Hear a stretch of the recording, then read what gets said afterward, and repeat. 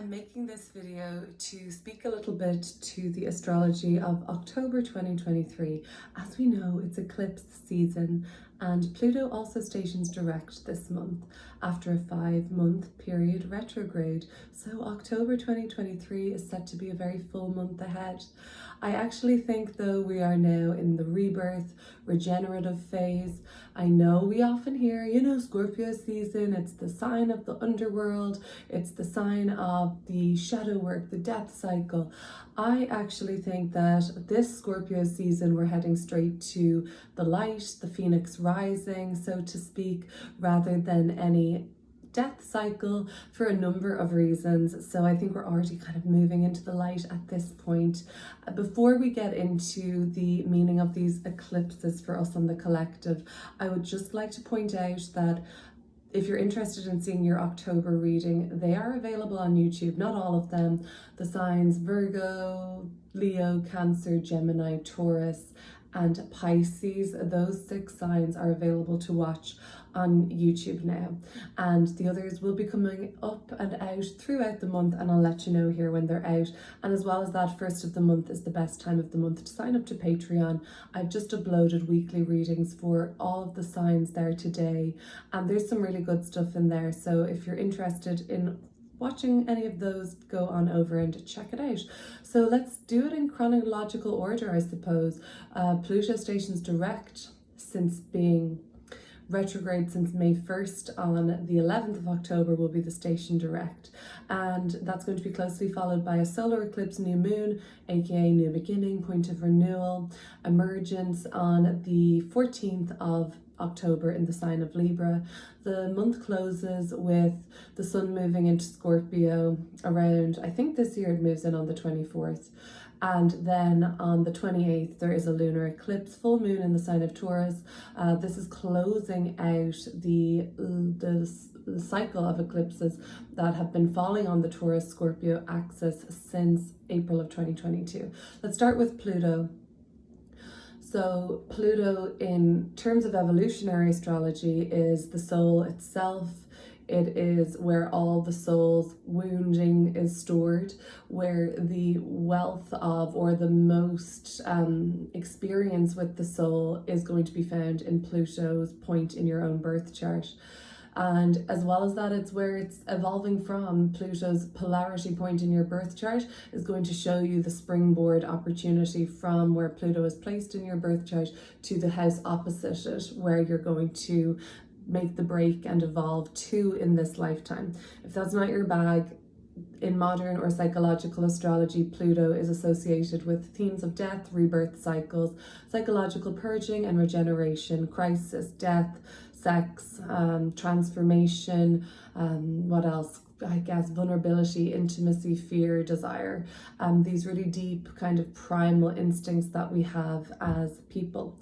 And the question then is, what has been going on with you in terms of these topics since May 1st? Pluto has been retrograde since May 1st, and it is associated with the god of the underworld. So it's been an invitation into the underworld of your conscious and unconscious mind. What's laying within is the question Pluto asks when it goes into retrograde motion. What is longing to be accepted, revealed, brought closure to, recognized? What is longing to be understood? What parts of yourself are you repressing? Where have you gone wrong? What have you done wrong? What do you feel guilty about? Where is there shame? What are your regrets? Where have you fucked up? That's what Pluto retrograde is asking. What are you afraid of? What are you afraid to admit? What are you afraid to say out loud? These are the kind of deep probing questions that Pluto retrograde asks us on a personal level and on the collective level. And for that reason, among others, I'm thinking like, yeah, okay, so we've done the hard work now. Pluto's about to station direct on October 11th. So is this not an invitation for us to move forward? Have we not already visited the underworld within ourselves? And I guess that's the biggest battle that any person in this world ever has. And I always kind of say, come Scorpio season, like it's a massive invitation to do some shadow work. And I think that this, if you haven't during the Pluto retrograde, I mean, I'd be inclined to think, as Pluto was retrograde at about 29 degrees Capricorn at one point this year. Geez, let me see when that was. And that was like, you know, quite early on. That was about May. That was around May and June of this year. Quite significant in terms of what are we just ready to burn off? Like, what's holding us back the most, right? If you haven't ventured there, the reason I'm inclined to think most of us in the collective have is just because it, at that point at 29 degrees of Capricorn, it squared the nodes of fate. As the South Node entered Libra, cardinal sign, it entered at 29 degrees. Pluto retrograde in cardinal sign Capricorn, 29 degrees. The North Node entered Aries, cardinal fire, at 29 degrees. So what we were seeing there was this square from Pluto to the nodes, or the nodes to Pluto, simultaneously, a massive trigger in the collective. There are no coincidences. This is unfolding for us for a really big reason, you know. It's time for us to, it won't be easy to ignore the shadow anymore. So I think, you know, Scorpio season is probably going to be a doddle. It's not going to be an eclipse season, this Scorpio season, majorly, which I think we've had over the last 2 years, which has been really amplifying the intensity of an already very intense season. So I think that we're gonna be breezing through Scorpio season, dare I say, having already visited the underworld, having been confronted with some really harsh realities, some really extreme external situations, and some jarring home truths about ourselves. But like I said, facing the shadow, facing your own demons, your own shortcomings, all of those hard things, getting to know yourself and unraveling the mistakes you've made, unraveling where you have been allowing yourself to be a victim, and the patterns you fall into, and the behaviors and the outgrown default behaviors that don't resonate anymore. That's such a massive undertaking, and that work is really hard. If it wasn't, everybody would be doing this healing work and feeling, you know, really taking up the call to do this. And by facing the shadow within, facing the shadow without becomes so much easier, and in fact it's really not the biggest hurdle that we are here to overcome in our lifetime, in my opinion. So moving on to the eclipses, and what I should maybe note is I'm coming from a perspective, if you don't know, in this video, of like evolutionary astrology. So that is going to then reflect a philosophical belief that there is karma, reincarnation. Am I subconsciously trying to stop myself from saying that? And for that reason, if any of this sounds like spiritual bypassing, well then that's fine. That's totally fine and acceptable. But I'm coming from a point of view that we've all lived lives as victims. We've all lived lives as murderers, as people that are in the most desperate situations and the most heavenly situations. So I'm now just talking from my own perspective and my own reality as it stands. And that's, you know, I can't encompass absolutely every single person's reality. Okay. So moving on to the eclipses, which I think is going to tie into that little point I just made there. From April 2022 until October 28th, 2023, there have been eclipses in the polarity of Taurus and Scorpio. Taurus is heaven on earth. It's the pastures, it's the lakes and the animals, and it's the foundational sacred geometry and beauty to behold with all of the senses. There is no denying that we can sense with our abilities to sense as people that this realm is so heavenly. It's gorgeous.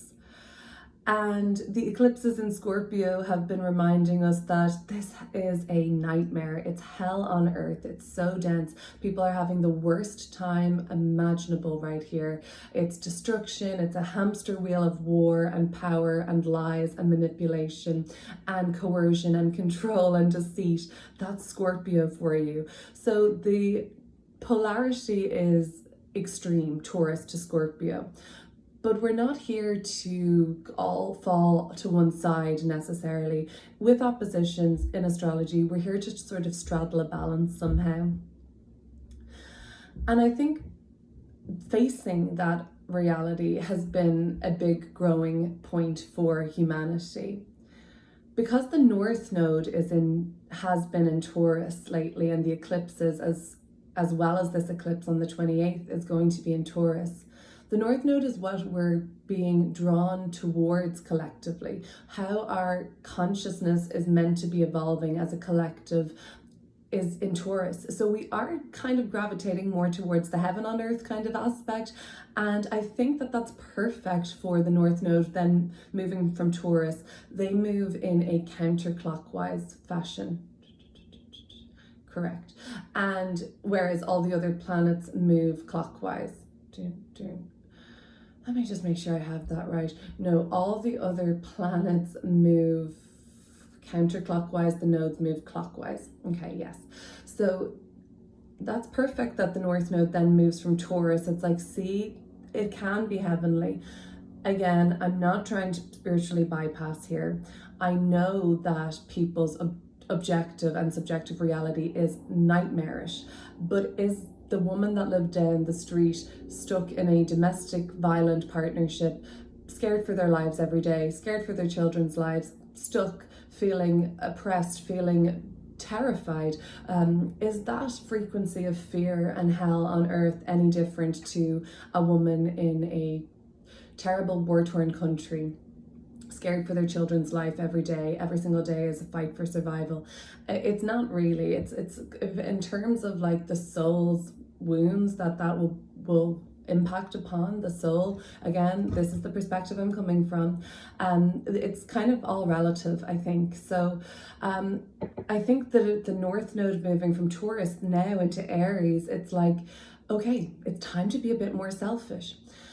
Libra is peace and Aries is war.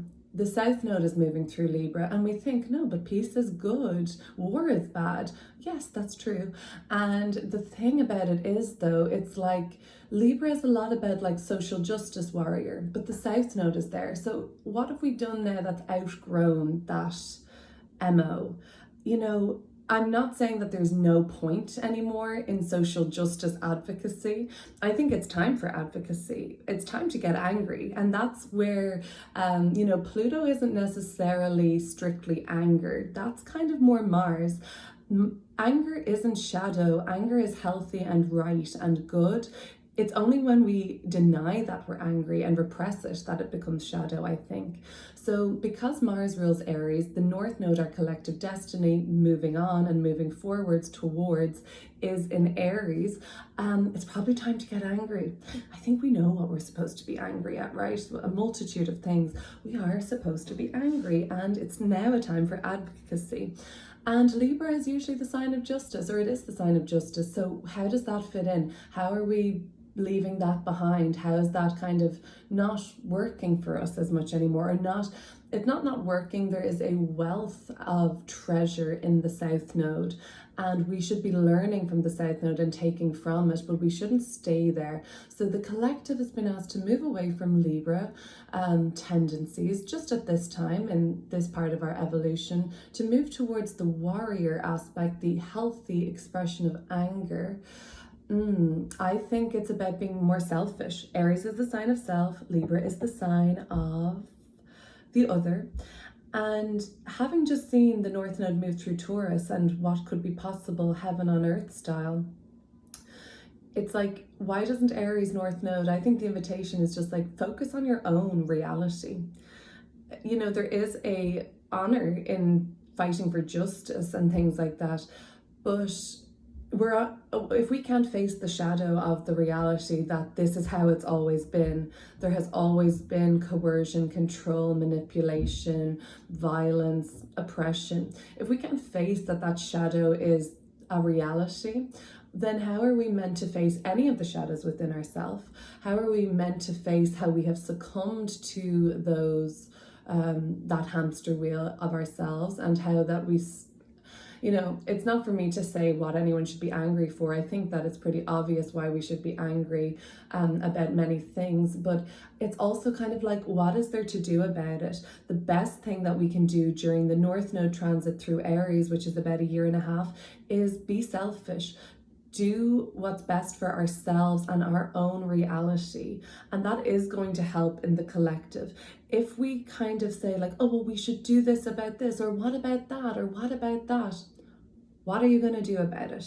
And can we not see that there is something to be said for individuation and kind of caring less about this kind of virtue signaling shadow side of Libra tendency that has really been overtaking in the collective, because the true power lies with you living your own life as autonomous and freely and sovereign as possible. And that's going to be the journey of Aries through North Node through Aries. Rather, it's going to be only a year and a half transit before Aries or North Node moves into Pisces, where it's going to be really about surrender and divinity and transcendental experiences and love and forgiveness. So it's all happening in due course.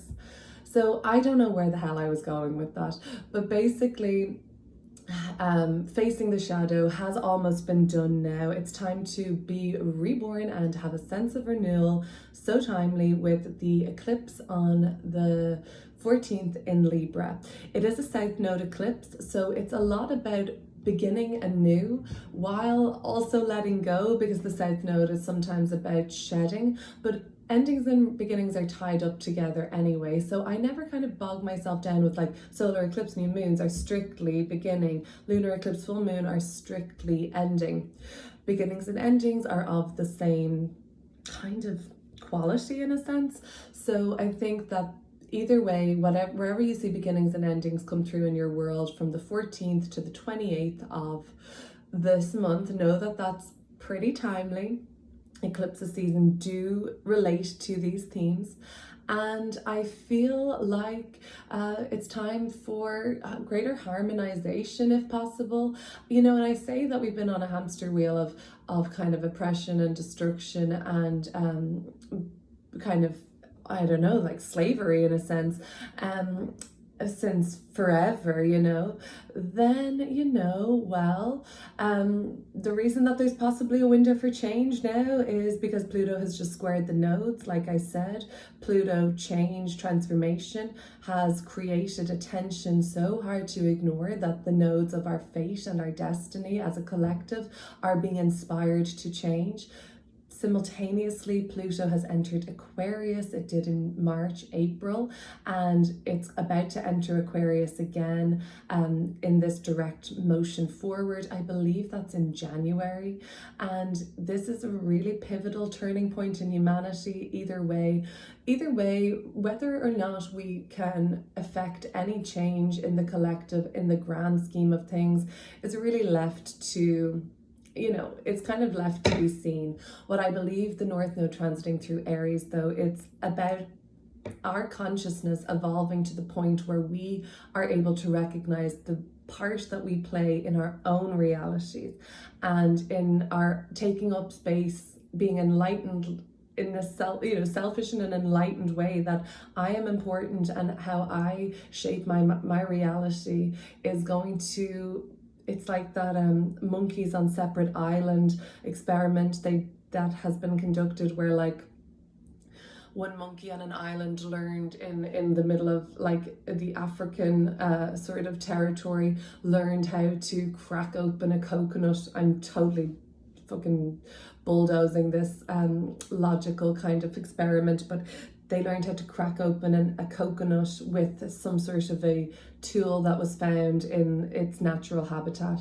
And then simultaneously, the monkeys on another territory, like millions of miles away in the Indian Ocean or wherever in Asia, started doing the same thing. It's like a link in consciousness. So I think that it's going to be a super invitation for us to expand our consciousness towards enlightened selfishness.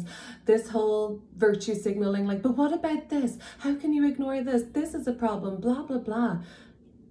it's not effective. It is so ineffective that it's almost like the South Node is like, purge, purge, stop. Your guys are going too far with this. So that's what I think that's all about. The North Node is about calling us forward. The eclipse at the end of the month is a North Node eclipse in Taurus, and it's closing out a cycle that began in April of 2022, and it's going to come with a kind of like, I think, quite a peaceful resolution. And this is going to be a little bit more personal. I don't know, maybe there'll be some sort of a peaceful agreement made in the collective. I don't know. I have literally no idea. And I'm definitely on the focusing on myself kind of train at this moment, my own reality. And guess what? It really, really works. And I'm looking forward to seeing what Taurus eclipse, lunar eclipse brings, but I think it's a closing down ceremony of how far we've come.